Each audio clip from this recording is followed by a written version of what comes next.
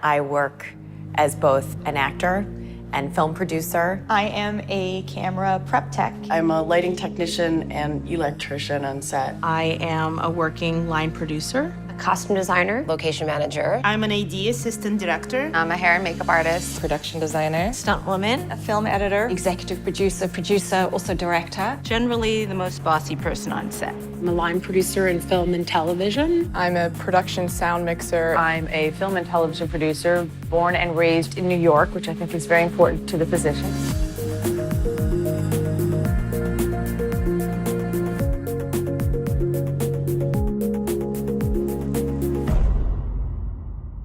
What advantages, if any, do you think you have as a woman in this business in general?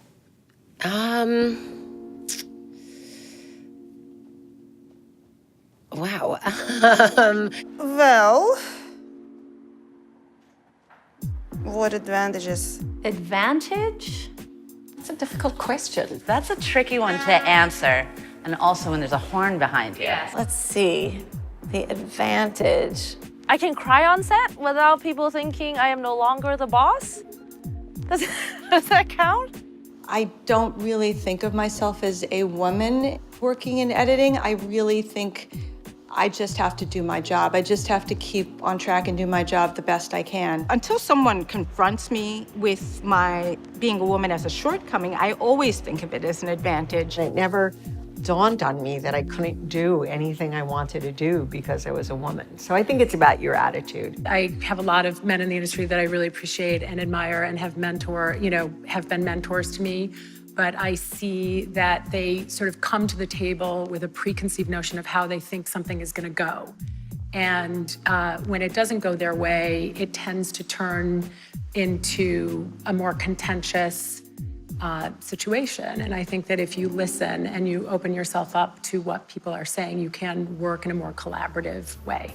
I think it's so common for women to think that if they are vocal or if they contribute to an argument or stand their ground, that they're going to be perceived as aggressive or a bitch. You can stand your ground and be strong and speak forcefully and have an opinion without being aggressive or mean about it. People always ask me when I interview for a job, what kind of AD are you? Are you a screamer? And I hear a big fear in their voice. Nobody wants a mean, big screamer on their set. Trying to just take a softer approach sometimes to it and notice, especially if you're working with a producer who is slightly pushier, more forceful, then you can sort of then almost become like the good cop and ease your way into it. It helps to say that, no, I'm not a screamer. No, I like to, I have a loud voice, but I like being nice to people, which I do. I genuinely do. Softening the situation is a very good way to put it.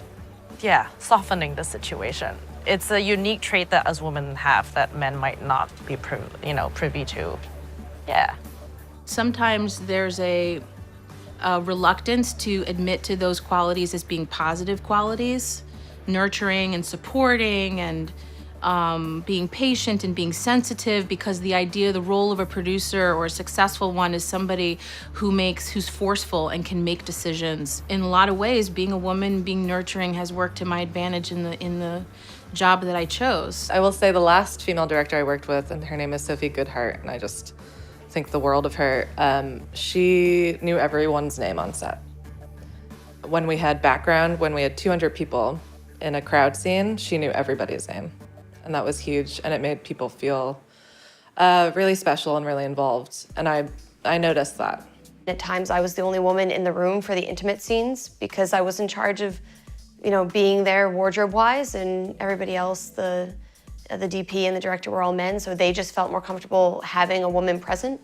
I was asked to be a boom operator because I am female and because the scenes that we were shooting involved very intimate things. I've had to mic women in very tight dresses, that have like kind of swooping V-necks or in really tight, or like in jumpsuits. Men are really able to protect themselves a lot because they usually have a full wardrobe. So they're really able to hide hip pads and elbow pads and knee pads. And when you're doing stunts in a skirt and a tank top, there's nowhere for that to go. So I think women, their presence does make people feel comfortable typically.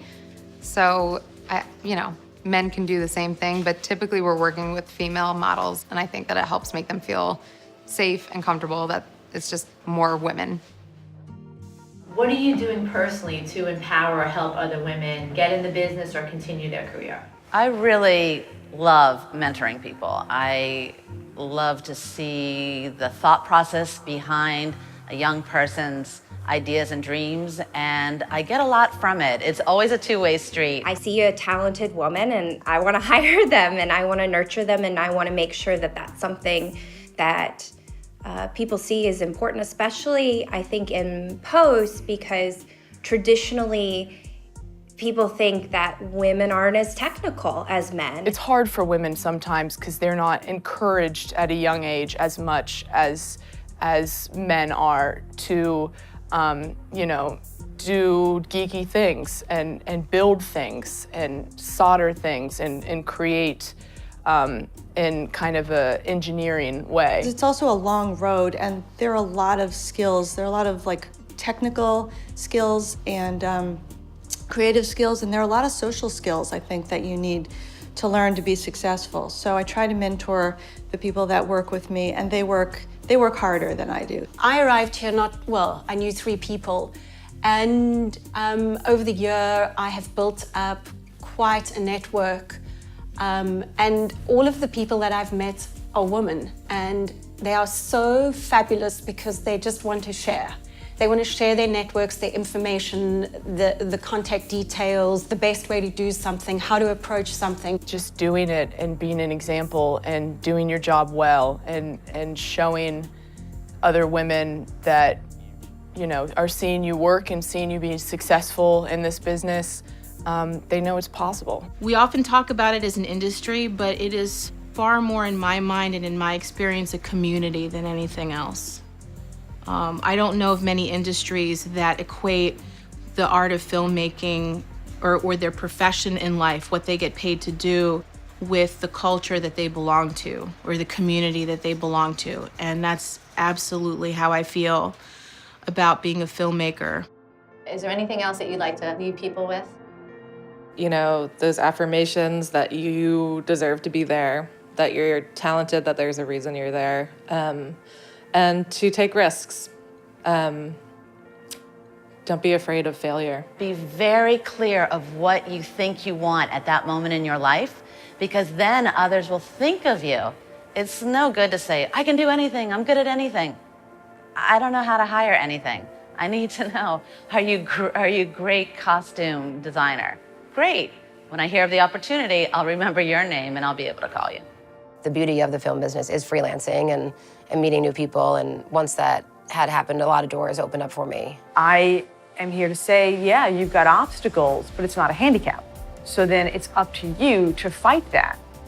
We can talk all we want about the statistics and the numbers and the studies, and it's true and it's horrifying, but let's not talk about it anymore. Let's take action and do something. Be confident, know that you can do it.